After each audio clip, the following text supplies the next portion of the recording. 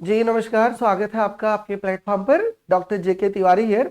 सभी को पहले तो लोहड़ी और मकर संक्रांति की बहुत सारी बधाइयाँ। खूब खुश रहिए, खूब मस्त रहिए, एंजॉय करते रहिए जिंदगी भी और इस सर्दियों का मौसम भी। और इस सर्दी को खत्म करने के लिए ही शायद लोहड़ी का त्योहार मनाया जाता होगा।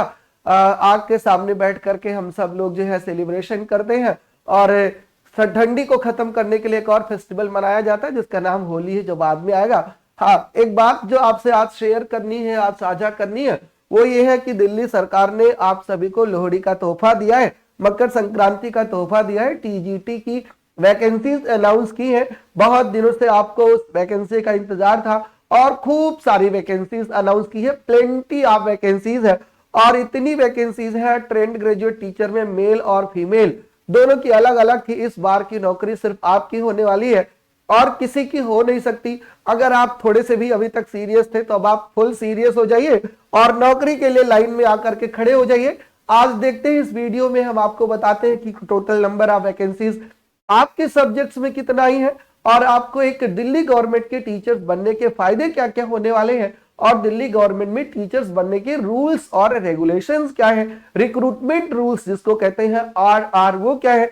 इन सब पर हम बात करेंगे। अंत तक देखिएगा वीडियो, ये आपके सिलेक्शन की और आपके करियर की बात है। सबसे पहले बस वैकेंसीज पर बात कर लेते हैं कि वैकेंसीज आई कितनी है। राइट, वैकेंसीज आई कितनी है आपके सब्जेक्ट में। तो ये देखिए, टीजीटी मेल और टीजीटी फीमेल अलग अलग वैकेंसीज आती हैं। आपको बिल्कुल पता है दिल्ली सरकार में एक ही स्कूल में सुबह जो की शिफ्ट में गर्ल्स का स्कूल होता है और इवनिंग के शिफ्ट में बॉयज का स्कूल होता है। सुबह वाले स्कूल में जो गर्ल्स का होता है वहां पर लेडी टीचर्स होती हैं और इवनिंग वाले में मेल टीचर्स होते हैं। इसलिए दोनों के अलग अलग वैकेंसीज आती है, कोई मर्जिंग बिल्कुल नहीं होती है। यहां पर आप देखिए, टीजीटी इंग्लिश मेल और टीजीटी इंग्लिश फीमेल दोनों की अलग अलग वैकेंसी है और एक टीजीटी इंग्लिश इस बार और आई है और वो है न्यू दिल्ली म्यूनिसिपल काउंसिल की। डायरेक्टरेट ऑफ एजुकेशन और न्यू दिल्ली म्यूनिसिपल कॉर्पोरेशन की वैकेंसी यहां पर है। और टोटल वैकेंसीज की बात करें तो इंग्लिश के मेल सेक्शन में वैकेंसीज है 413 और 413 में 225 यूआर के लिए है। यूआर का मतलब होता है ओपन टू ऑल, इसमें कोई भी जा सकता है, कोई भी जा सकता है। मतलब पहले ये वैकेंसी भरेगी मेरिट के हिसाब से, उसके बाद कैटेगरी का वैकेंसीज भरना शुरू होती है। और फीमेल में देखिए आप, टोटल वैकेंसीज है 379 लड़कियों की भी नौकरी इस बार लगना बिल्कुल तय है दिल्ली सरकार के स्कूल्स में। दिल्ली सरकार की नौकरी इतनी इंपॉर्टेंट क्यों है? दिल्ली सरकार की नौकरी की जो टर्म्स एंड कंडीशंस है, जो सेवा शर्तें हैं ना, बहुत शानदार है। पहली बात तो यह कि भारत सरकार की कोई भी योजना होगी सबसे पहले वही लागू हो जाती है दिल्ली में, क्योंकि वो यूटी है और यूटी में केंद्र का ज्यादा रोल होता है, स्टेट का कम होता है। दूसरा यह होता है जिस दिन सरकार ने नया वेतन आयोग लागू किया सबसे पहले वहीं पर इंप्लीमेंट हो जाएगा। तीसरा यह है जिस दिन डीए अनाउंसमेंट होता है, जिसका नाम महंगाई भत्ता है, सबसे पहले दिल्ली में अनाउंस हो जाता है, वहां पे लागू हो जाता है।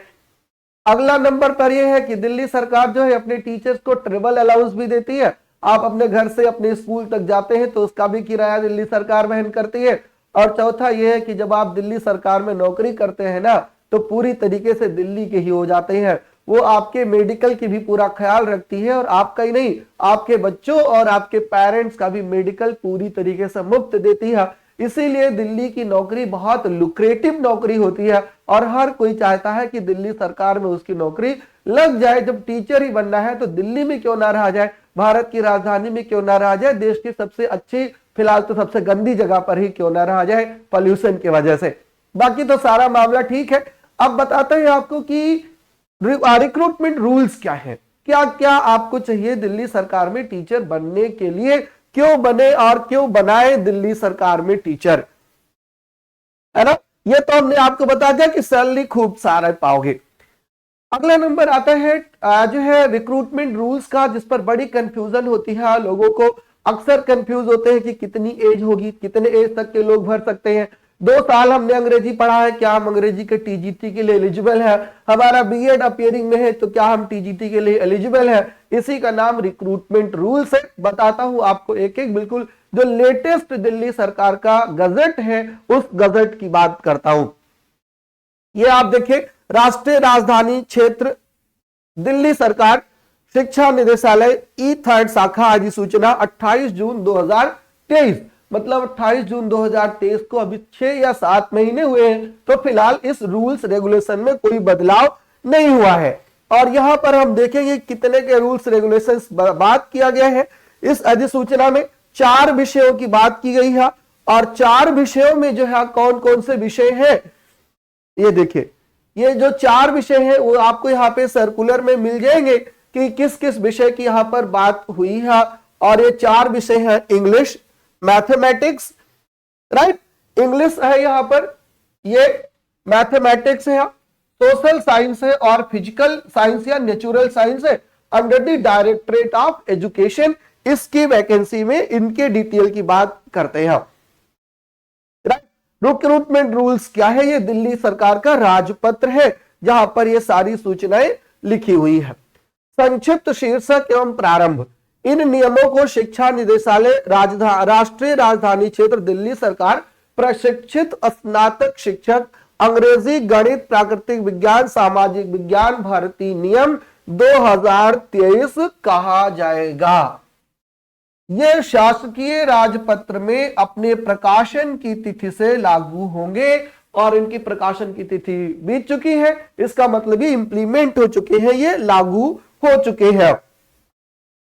पहले दिया है पदों की संख्या कैसे निर्धारित होगी, फिर भर्ती पद्धति, आयु सीमा, योग्यता इत्यादि, ये सब आगे अभी कॉलम में दिया है। और अयोग्यता पर खास फोकस किया है इन्होंने कि कौन दिल्ली सरकार में शिक्षक टीजीटी नहीं बन सकता है, कौन कौन नहीं बन सकता? जो किसी व्यक्ति के जीवित पति पत्नी के होते हुए विवाह करता है, मतलब दूसरा विवाह कर लेता है, या विवाह का अनुबंध करता है, एंगेजमेंट ही कर लेता है, वो दिल्ली सरकार में नौकरी नहीं कर सकता। मतलब एक शादी कर ली तो हिंदू विवाह अधिनियम के तहत वो ठीक है, दूसरे पर अगर आप गए तो नौकरी नहीं कर पाएंगे। जो एक जीवित पति पत्नी के होते हुए किसी व्यक्ति से विवाह कर चुका है या विवाह का अनुबंध कर चुका है, वो भी नहीं दिल्ली सरकार में नौकरी पा सकता, वह उक्त पद पर नियुक्ति का पात्र नहीं है। शर्त यह है कि यदि राष्ट्रीय राजधानी क्षेत्र दिल्ली सरकार संतुष्ट है कि ऐसा विवाह ऐसे व्यक्ति एवं विवाह के अन्य पक्षकार पर लागू व्यक्तिगत कानून के अंतर्गत अनुमत है, और इस बात से संतुष्ट हो जाने पर कि ऐसा करने के लिए विशेष आधार है या विशेष आधार है, किसी भी ऐसे उम्मीदवार को इस नियम के परिवर्तन की छूट दी जा सकती है, दे दी जाएगी, अगर दिल्ली सरकार सहमत हो गई तो। और आशा है कि आप इन दोनों ही कैटेगरी में नहीं आते। आइए पद नाम पर आते हैं। ये पद नाम है प्रशिक्षित स्नातक शिक्षक टीजीटी, अंग्रेजी, गणित, विज्ञान, सामाजिक विज्ञान और शारीरिक विज्ञान, प्राकृतिक विज्ञान। इसमें पदों की संख्या अभी हमने आपको बता दी, वर्गीकरण कर दिया है, सामान्य केंद्रीय सेवा, अलिपिकीय राजपत्रित, और वेतन मैट्रिक्स में जो लेबल है आपका 7th पे में, वो है लेबल नंबर 7। टिप्पणी क्या है? वेतन मैट्रिक्स के स्तर नंबर 7 जो 44,900 से लेकर के 1,42,400 तक आते हैं।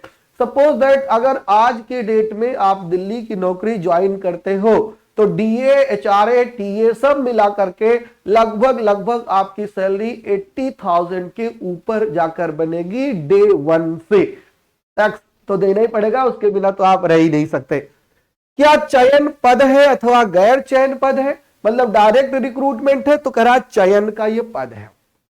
अब असली वाली बात आती है कि सीधी भर्ती के लिए आयु सीमा क्या है।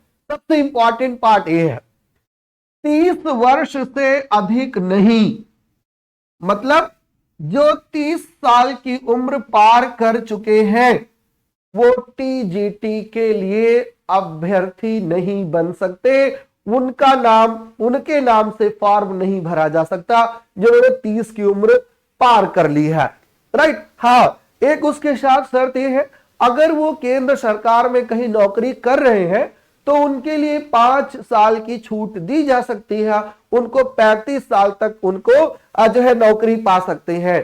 केंद्र सरकार द्वारा जारी अनुदेशों अथवा आदेशों के अनुसार सरकारी कर्मचारियों के लिए 5 वर्षों तक शिथिलनीय आयु सीमा निर्धारण करने के लिए निर्णायक तिथि DSSB द्वारा यथा विज्ञापित होगी। जैसे फॉर्म आ गया है, 4 फरवरी से लेकर के 4 मार्च तक फॉर्म भरे जाने हैं, तो जो डेट कंसीडर होगी आपकी 30 साल की, वो डेट कंसीडर होती है फॉर्म भरने के लास्ट डेट की, और आपकी योग्यता भी तभी तक कंसीडर होती है।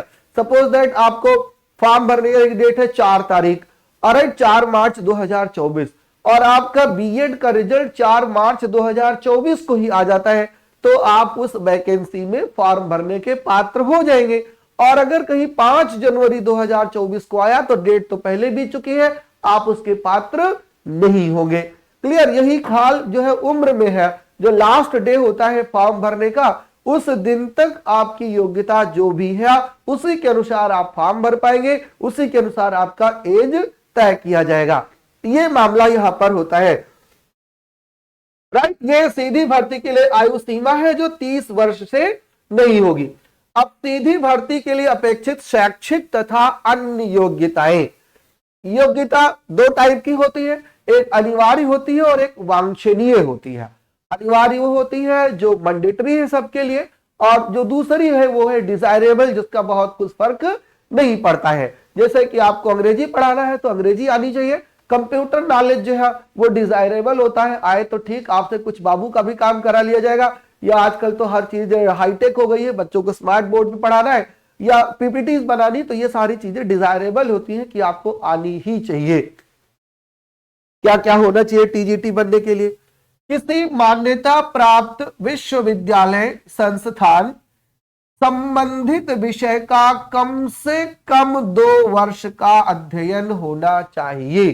कम से कम 2 वर्ष का अध्ययन होना चाहिए और कम से कम 50% अंकों सहित संबंधित विषय में स्नातक की उपाधि। समझिए, मतलब आपने मानो बीए किया, बीए में आपने ले लिया था इंग्लिश, बीए में आपने ले लिया था हिंदी और बीए में आपने ले लिया था पॉलिटिकल साइंस। राइट। ये 3 सब्जेक्ट आपके बीए में थे। क्लियर। आप बीए ऑनर्स की बात नहीं कर रहा हूं, 3 सब्जेक्ट थे। अब आपने बीए पार्ट 1 और पार्ट 2 में तीनों सब्जेक्ट पढ़े और पार्ट 3 में एक सब्जेक्ट ड्रॉप करना होता था पुरानी शिक्षा नीति के तहत, तो आपने इंग्लिश कर दिया ड्रॉप। राइट। आपने इंग्लिश ड्रॉप कर दिया तो विषय बचा आपका हिंदी और पोल साइंस। आपने 3rd ईयर पास कर लिया इन 2 विषयों से। अब क्या आप अंग्रेजी के लिए टीजीटी बन सकते हैं? यही क्वेश्चन जनरली आपके दिल में होता है। तो उसका उत्तर है हाँ, क्योंकि रिक्रूटमेंट रूल ये कह रहा है कि संबंधित विषय का कम से कम 2 वर्ष का अध्ययन होना चाहिए और 2 वर्ष का अध्ययन आपने कर लिया है, इसलिए आप टीजीटी बन सकते हैं इंग्लिश में। ऐसे किसी भी सब्जेक्ट के साथ हो सकता है, बशर्ते आपका टोटल मार्क्स 50% हो, अथवा स्नातक उपाधि या स्नातकोत्तर उपाधि में न्यूनतम 50% अंकों सहित किसी मान्यता प्राप्त विश्वविद्यालय संस्थान से संबंधित विषयों में स्नातकोत्तर उपाधि। अब सपोज दैट आपने बीए किया और आपके मार्क्स आ गए 49%, 49% पर तो आप एलिजिबल नहीं थे, तो उसके लिए एक विकल्प दे दिया है। उसके लिए विकल्प ये दे दिया है कि आप एमए कर डालिए, पीजी कर डालिए, स्नातकोत्तर कर डालिए, और स्नातकोत्तर में आपके 50% आ जाए उसी सब्जेक्ट में, स्नातकोत्तर में 50% अंक आ जाए तो भी आप एलिजिबल हो जाओगे टीजीटी बनने के। तीसरे नंबर पर दिया हुआ है कि किसी एनसीटीई मान्यता प्राप्त संस्थान विषय संबंधित विषय का कम से कम 3 वर्ष का अध्ययन होना चाहिए, से BElEd, BSc BEd, BA BEd का 4 वर्षीय एकीकृत कार्यक्रम पाठ्यक्रम उपाधि, ये नई शिक्षा नीति का हिस्सा है।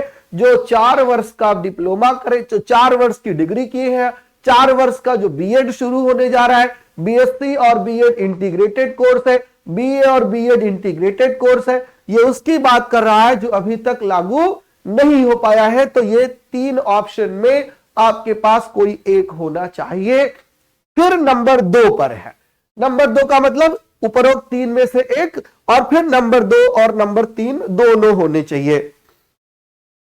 क्या है नंबर 2?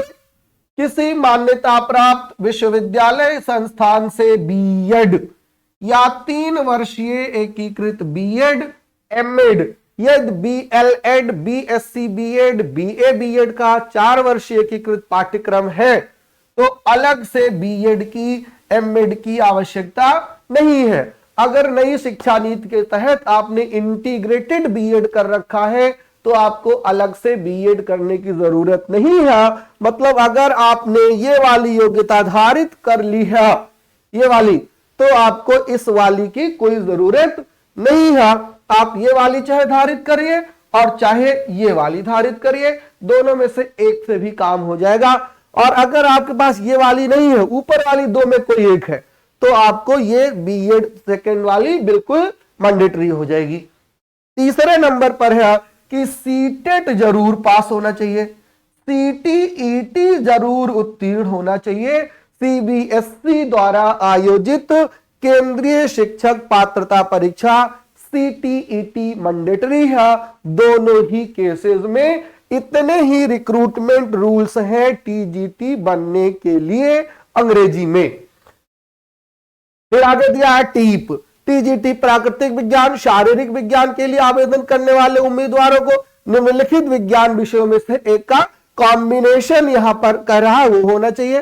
सामाजिक विज्ञान के लिए इसमें से होना चाहिए, टीजीटी के लिए गणित का होना चाहिए, और अंग्रेजी के लिए एक बात यहां पर और लिखी हुई है, टीजीटी अंग्रेजी के लिए आवेदन करने वाले उम्मीदवारों को एक विषय के रूप में अंग्रेजी का अध्ययन होना चाहिए। विषय के रूप में समझ रहे हो ना कि आपने इंग्लिश लिटरेचर या सॉरी इंग्लिश बीए में ले रखा था, ऐसा नहीं कि वो सप्लीमेंट्री भाग था जैसे कि ऑनर्स के कोर्सेज में होता है।